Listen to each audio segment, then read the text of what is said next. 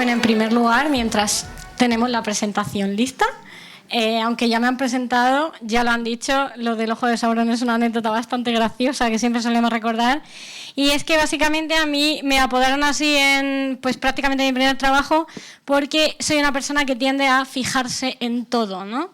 De hecho, eso fue uno de los motivos por los que yo me decanté por ser analista, porque descubrí que tenía una habilidad especial para poner los ojos donde a menudo la gente no suele ponerlos, ¿no? Entonces, al final en mi equipo pues corrió esa broma interna porque yo siempre me enteraba de todo, ¿no? Era como, si no sabías algo, pregúntale a Ainhoa que seguro que se ha enterado.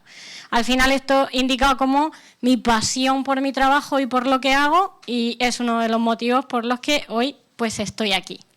Llevo más o menos unos 8 años... Uy, para el otro lado. No. Hay un pequeño fallo de guión.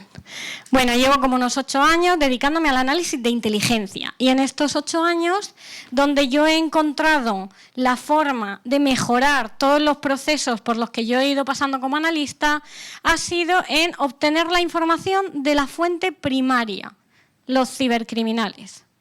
Hay gente que esto, pues a lo mejor le suena un poco como extraño, ¿no? Pero es muy sencillo de entender.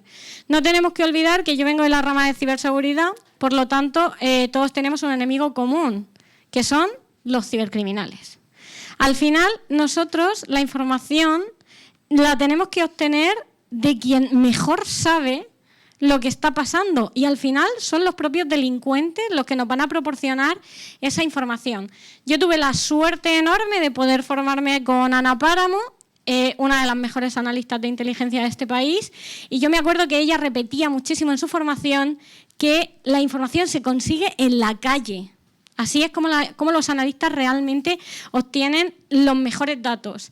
Pero en ciberseguridad tenemos un problema, que no los podemos obtener en la calle porque ese sitio físico no existe del todo. Así que, ¿dónde se encuentra esta información? Pues en los canales que se usan para que los cibercriminales se comuniquen entre sí. Tenemos foros, tenemos Telegram, tenemos los típicos markets, un poco anticuados ya. Hay muchos canales, pues estar presente ahí creo que para mí ha sido la clave de poder alcanzar muy buenos resultados a nivel información, que eso luego se traduce en lo que llamamos inteligencia accionable. No te preocupes, yo puedo seguir hablando un poco. Vale, una vez que esto nos queda claro, ¿cómo lo podemos enfocar nosotros desde el punto de vista del fraude digital? Está claro que esto no es un fenómeno donde yo me vaya a parar mucho con números y estadísticas, pues todos vosotros aquí sabéis muchísimo más que yo de esta urgencia que hay, porque cada día avanza muchísimo con el incremento del uso de la inteligencia artificial. Ya, bueno, qué deciros, a mí incluso a veces como analista me cuesta distinguir, ¿esto es un fraude o no? ¿Me lo estaré comiendo? Me da como a veces alguna inseguridad de decir, está tan bien hecho que hasta desconfío en mi propio criterio. Entonces, ¿cómo podemos nosotros sacarle partido a esto que os estoy contando de obtener la información de la fuente primaria de los cibercriminales? Pues básicamente con la maravillosa, no sé si llamarlo ciencia, pero el virtual looming, que básicamente es estar presente en los canales donde se va a mover esa información que nos interesa. ¿Por qué nos interesa esta información? ¿O por qué va a ser interesante para nosotros, para combatir ese fraude digital? Porque por mucho que queramos, es imposible prácticamente estar un paso por delante de ellos. Porque nuestra creatividad suele estar muy enfocada en la defensa, en buscar solución, en prevención. Pero nuestra creatividad no va a estar focalizada en pensar, ¿cómo puedo hacer mejores fraudes? Ahí está la suya.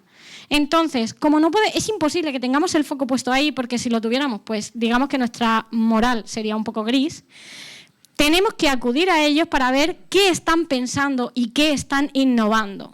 Y la única forma que tenemos es haciéndonos pasar por uno de ellos. A veces esto puede sonar un poco disruptivo, un poco controversial, y puede que a veces como que choque un poco con nuestra forma de actuar más tradicional. Pero tranquilos, a nivel legal no tenéis ningún problema, nada va a pasar porque estéis presentes en unos grupos de Telegram leyendo cuáles pueden ser las tendencias. y tampoco estamos cometiendo ningún delito, pero eso sí que nos va a aportar la capacidad de anticiparnos de verdad a lo que ellos están creando. Ya sabéis que hay kit de phishing, estafas a nivel phishing, smishing, todos los tipos tecnológicos que queramos, ni hablar de cosas tipo fraude del CEO, etcétera. Ellos esto lo hablan previamente, es decir, ellos se lo cuentan entre ellos. Incluso muchas veces cuando encuentran los famosos datasets, que son esas filtraciones con muchísimos correos electrónicos, contraseñas, direcciones, DNIs, etcétera, etcétera, etcétera, ellos en estos grupos tienden a comentarlo entre sí y compartírselo. Entonces, tú puedes estar ahí y decir, si ahora mismo vamos a poner el nombre de una empresa ficticia para no ensuciar el nombre de nadie, pero imaginaros que se está compartiendo un dataset de la empresa fulanito, que encima es de vuestro sector. Y que ellos están comentando, pues si os fijáis en la columna de aquí, está apareciendo los servicios que tienen contratados. Vamos a ver el precio y entonces vamos a llamarle fingiendo una oferta con un precio menor. Toma, ya tienes phishing. Ya puedes decirle a tu vecino, fulanito, tengo información privilegiada que te interesa porque tus usuarios se van a comer un fraude la semana que viene. Pues eso lo podéis luego replicar a vosotros mismos, a decir, si a él le han hecho esto, esto quiere decir que esto es un peligro potencial para mí, porque a mí también me puede pasar. Pues estas son las bondades de aplicar el virtual rooming también al terreno del fraude digital. Entonces, ahora sí, ¿por qué hablar con cibercriminales nos puede aportar muchísimas ventajas? Primero, porque siempre dejan huella antes de atacar.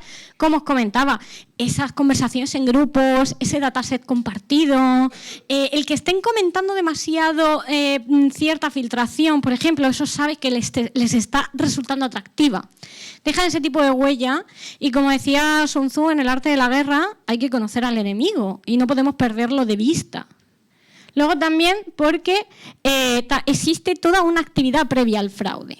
Yo aquí siempre me gusta poner un ejemplo muy que se sale un poco del tiesto del fraude porque ando en la rama intermedia, ando en la rama de inteligencia, entonces me comunico con muchísimas problemáticas, pero en prevención lo vemos de forma muy recurrente con el tema de los Initial Access Broker, que para el que no lo sepa es un tipo de actor que se encarga de conseguir acceso ilegítimo a las empresas. Y él solo quiere conseguir acceso. ¿Para qué? Para vendérselo a otros cibercriminales posteriormente. Porque así no se manchan las manos en lo gordo y saca un rédito.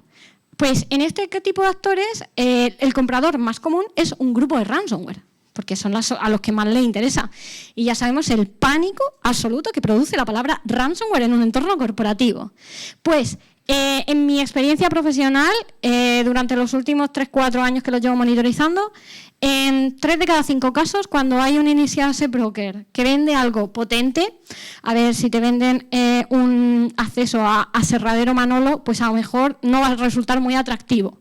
Pero cuando ese acceso, un domain admin, es de Vodafone, Telefónica, grandes empresas, ahí se producen auténticas subastas.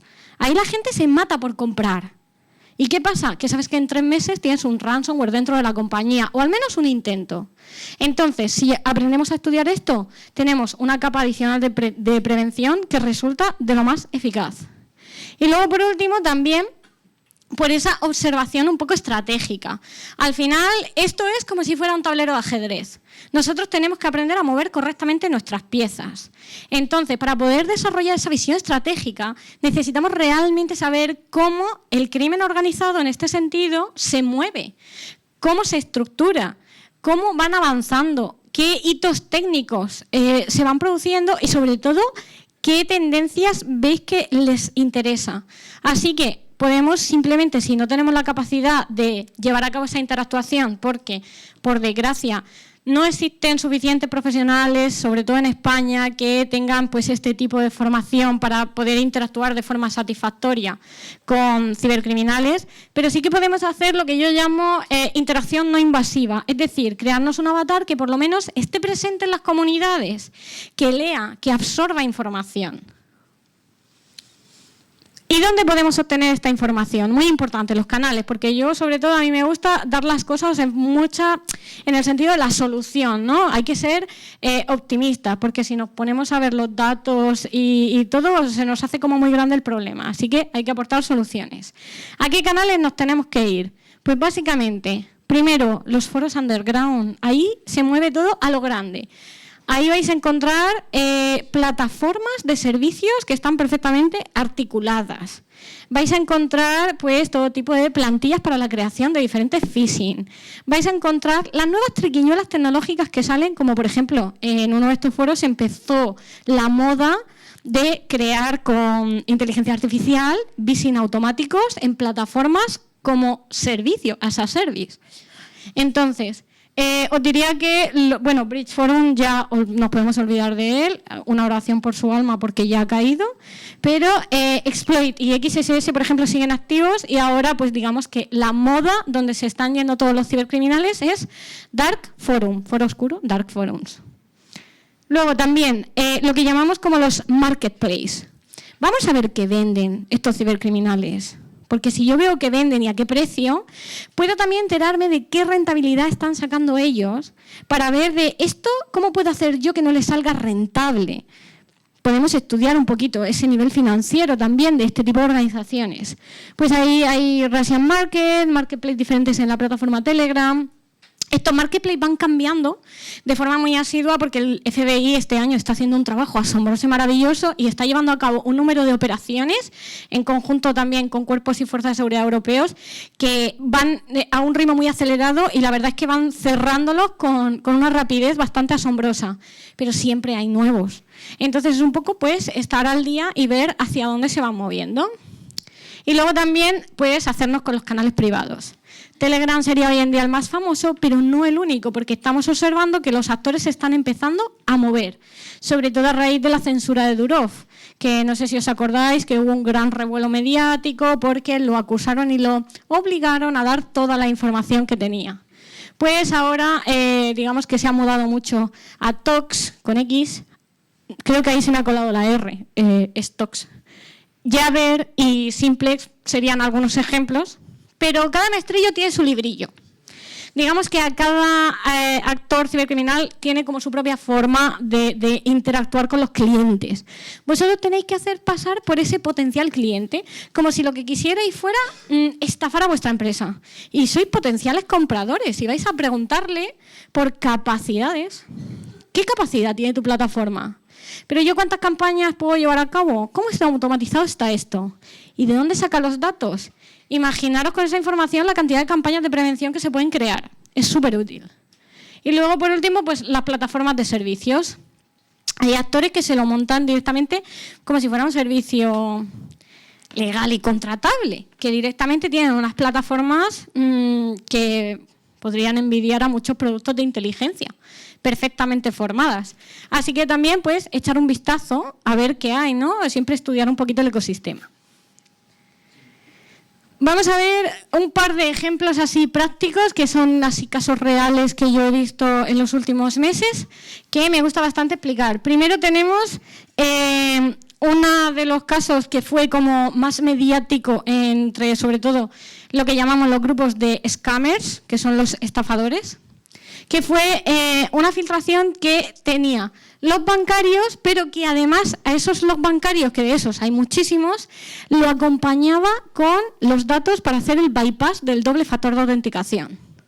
Claro, al obtener este dataset, para ellos estaba todo hecho, porque normalmente la pega, el impedimento, y por eso desde inteligencia siempre os aconsejamos activar el doble factor de autenticación, porque es esa barrera protectora, pues en este caso concreto de esta entidad financiera ya venían con las credenciales incluso para pasar este método de autenticación. Así que digamos que se vendía a un precio superior a la media, como es lógico, pero también había el doble de compradores de lo habitual. Fue un caso bastante interesante, llegando a pedir 6 cifras. O sea, que ellos tenían claro que si pagaban 6 cifras por ese producto era porque el retorno también iba a ser de 6 cifras, porque ellos perder dinero ya os digo que no pierden. Y luego otro fue un un punto de venta, por así llamarles, porque no hay forma bonita de decir esto, que lo que había montado era una plataforma que ofrecían campañas de smishing, pero tú no tenías que mover ni un dedo. Ni un dedo, ellos lo hacían todo. Lo que había pasado aquí es que tenían una recolección de muchísimos años de una cantidad de números de teléfono que yo creo que prácticamente tendrían la base de datos telefónicos de media España. Y en este caso, ellos simplemente, como te ofrecían toda la infraestructura, digamos que una persona que no tuviera ningún nivel técnico podía haberla operado. ¿Qué es lo que está pasando aquí? Que estamos detectando muchísimos menores de edad metiéndose aquí, porque es su forma de empezar también.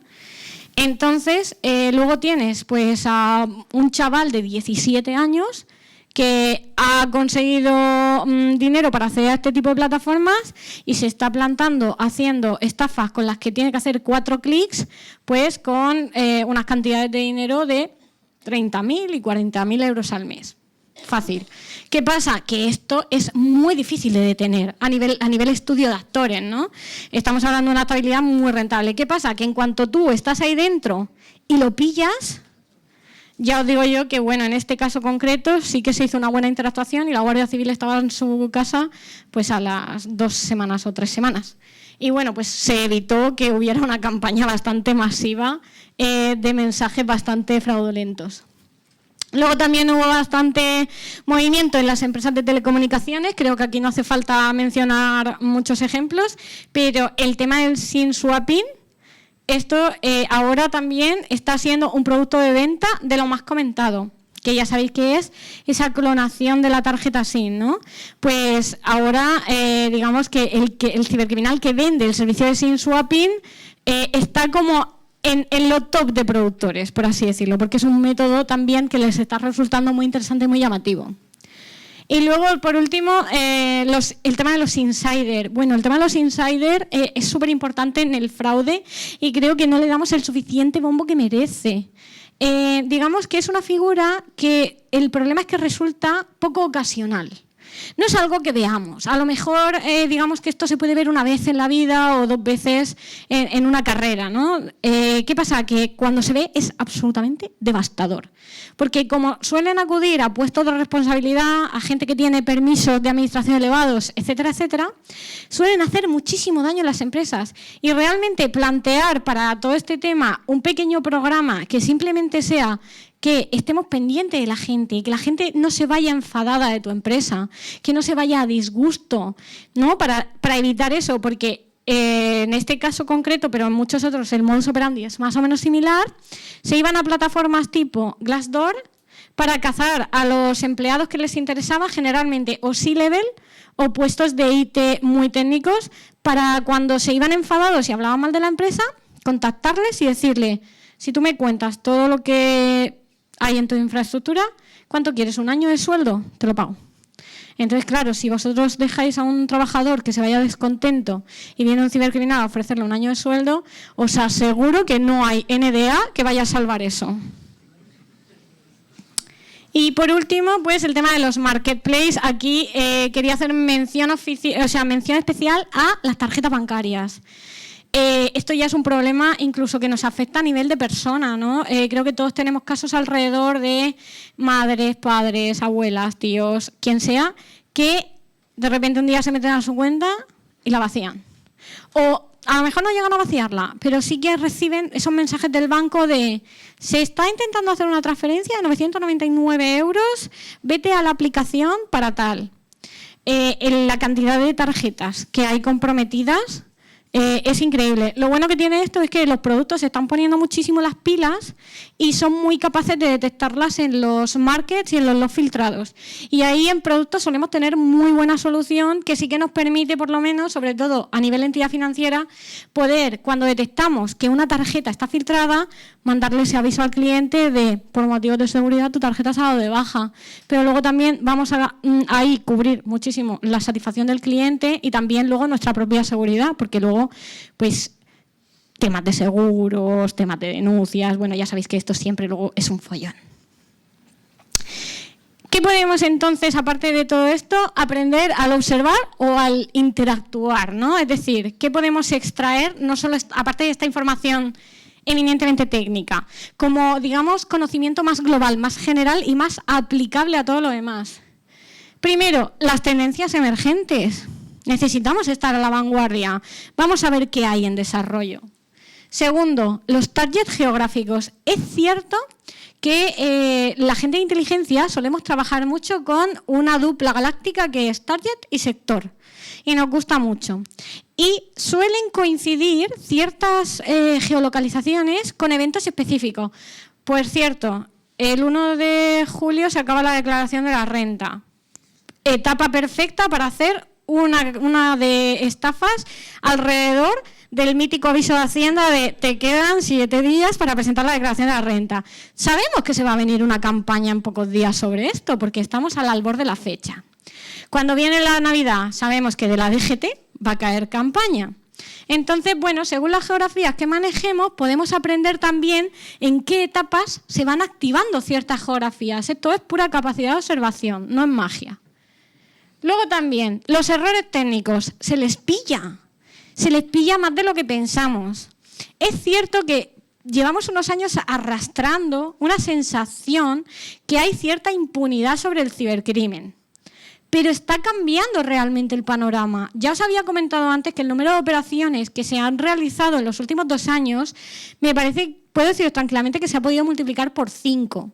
Y no solo es el FBI en Estados Unidos, no, es que en España las fuerzas y cuerpos de seguridad están haciendo un grandísimo trabajo y se están viendo detenciones cada mes y medio, 2 meses y, por ejemplo, al tema del fraude están cayendo organizaciones de múltiples personas y se está haciendo un muy buen trabajo. Por lo tanto, el cibercrimen ya no es tan impune como antes. ¿Y esto a qué se debe? A los errores técnicos. Ellos son humanos, también se equivocan, sobre todo cuando tienen esa sensación de tenerlo todo controlado y de que nadie los va a pillar, son como los genios, ¿no? Pues ahí es donde más cometen errores. Ahí es donde nosotros necesitamos formar a nuestros equipos para que sean capaces de detectar estos errores técnicos. Porque con esa colaboración con fuerza y cuerpo, si nos unimos todos, podremos luchar de forma conjunta contra este tipo de organizaciones, lo que va a mejorar la seguridad de todos. Y luego, por último, el lenguaje criminal. Y aquí está mi parte favorita. Y esto lo pongo arriba del todo porque es lo más difícil de entender. Al final, digamos que la cibercriminalidad es, aunque suene feo, pero para ellos es un estilo de vida. Ellos tienen patrones de comportamiento específicos, patrones de comportamiento, de conductas, de lenguaje. Cuando tú los estudias, te das cuenta de que como organización todos son patrones. De hecho, podría decir que hoy en día estas organizaciones se parecen más a empresas que a organizaciones criminales. De hecho, pueden llegar a tener gente de marketing y gente de recursos humanos, reclutadores. De hecho, hace poco, relativamente, creo que fue el año pasado, bromeando con gente del CCN, decía, es que nos falta nada para ver un sindicato del cibercrimen. Porque estaban quejándose en algunos foros de que trabajaban demasiado, de que 8 horas era demasiado y que alguien tenía que regular esto. O sea, realmente son organizaciones. Sí, parece sacado como de una película de comedia, pero os juro que es cierto. De hecho, por ahí tengo las capturas de pantalla.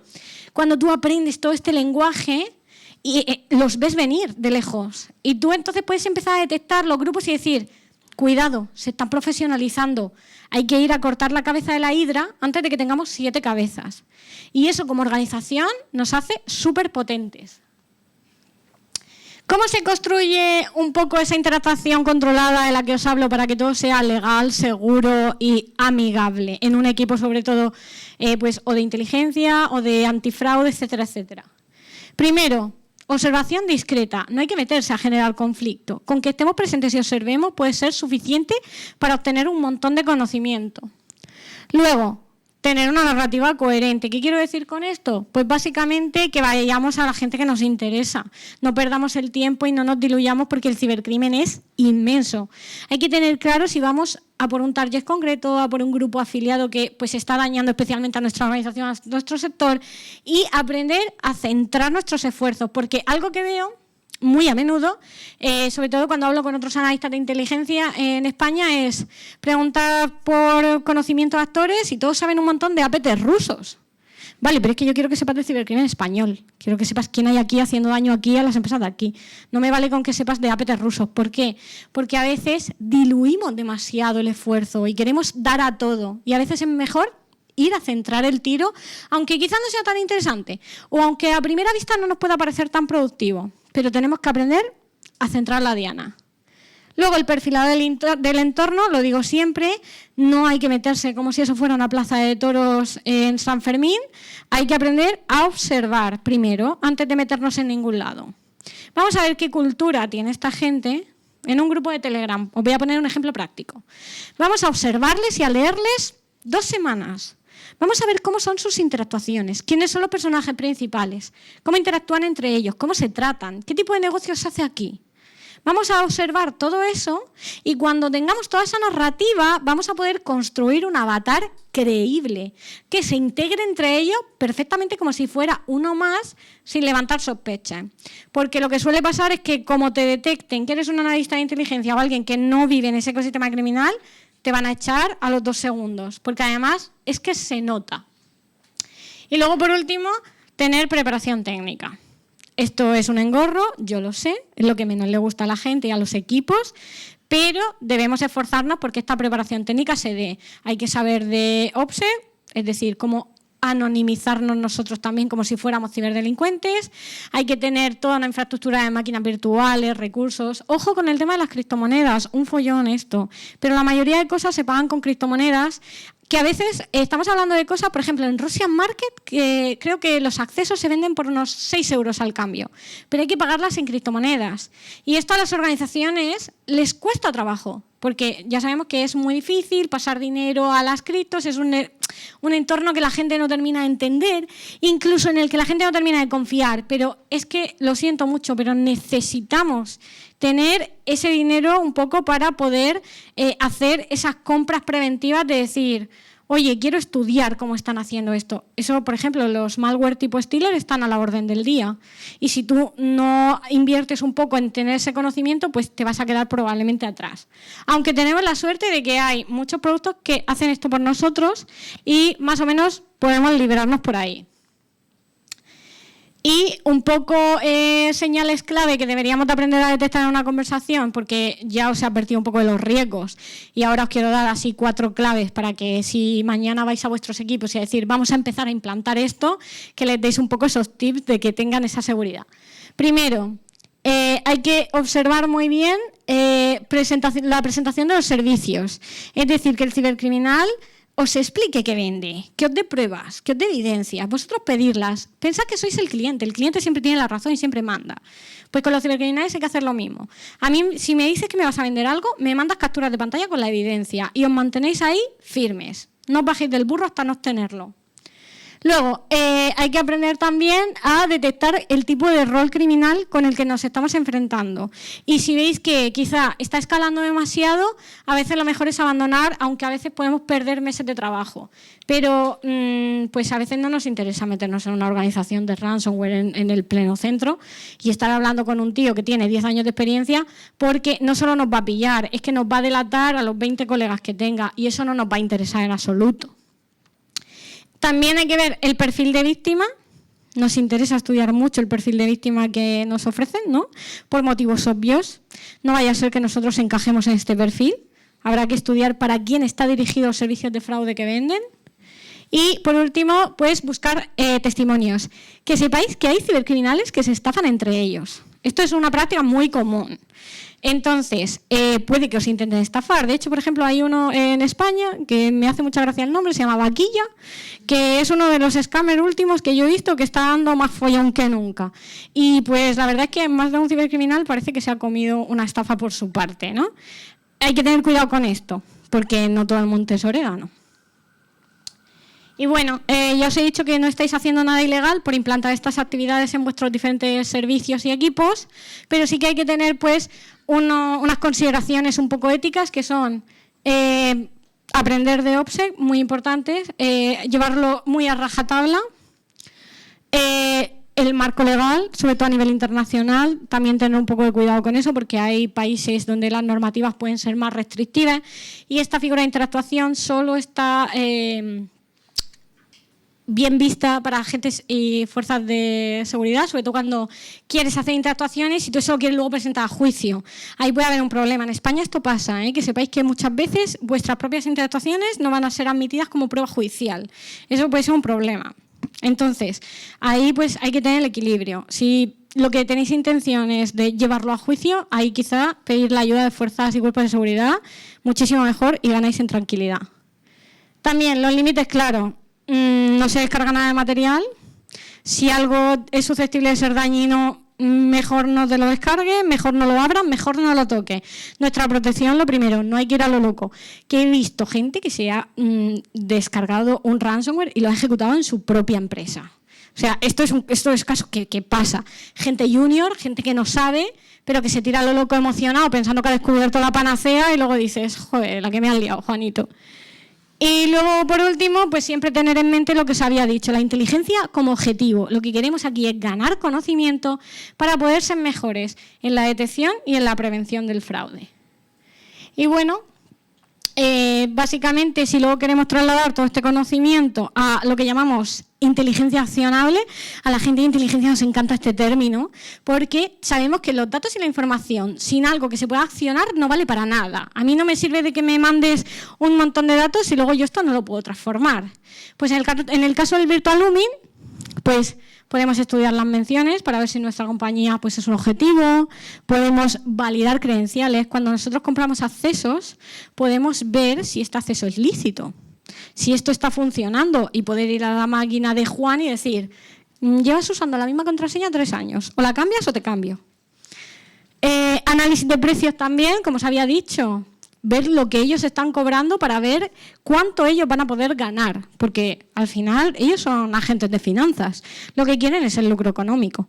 Nadie estafa por diversión, la gente lo que quiere es dinero. Entonces, si vemos por cuánto está el mercado, podemos ver cuánto nos están quitando, que a veces eso es un puntito que nos pica para actuar también. Y bueno, la anticipación sobre todo, como hablábamos, la prevención, pues siempre es un punto clave. Y bueno, espero que os hayáis hecho reflexionar y que hayáis descubierto en el Virtual Looming una manera más de aplicar en todos vuestros equipos, productos, etcétera, porque realmente después de explotarla mucho, yo digo que merece la pena, pero merece la pena 100%. Y bueno, comentar también que si queréis más información, etcétera, etcétera, vengo en representación del LISA Institute, donde soy docente, y mi contacto es Daniel Villegas, que no ha podido asistir porque está en Colombia, de viaje, sufriendo muchísimo. Pero siempre podéis contactar con él y bueno, si os interesa el tema o os gusta lo que es la cibercriminalidad, creo muchísimo contenido en LinkedIn, me podéis encontrar como Ainhoa Guillén y ahí pues vais teniendo material prácticamente diario. Y espero que os haya gustado, un placer.